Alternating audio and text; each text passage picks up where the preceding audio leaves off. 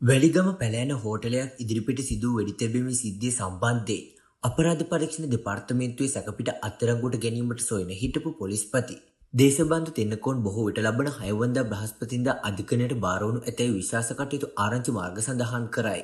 පසුගිය මාර්තු 3 වන දින මාතර කොටවිල ප්‍රධාන මහේස්ත්‍රාත් අධිකරණයට භාර වනු ඇතැයි සිත අමාත්‍යවේදීන් එම අවස්ථාව ආවරණය කිරීමට උදෑසන සිට අධිකරණයේ ඉදිරිපිට ප්‍රධාන දොරටුව අසල රැඳී සිටින දැකගත හැකි විය.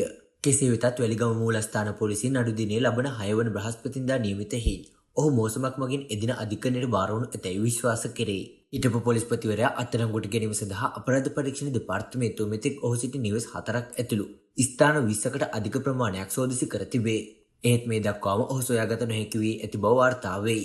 ඔහු පැවරුම් නියෝගයක් හරහා අධිකරණයට භාර වීමට ඉඩ ඇති බවද ආරංචි මාර්ග වාර්තා කරයි.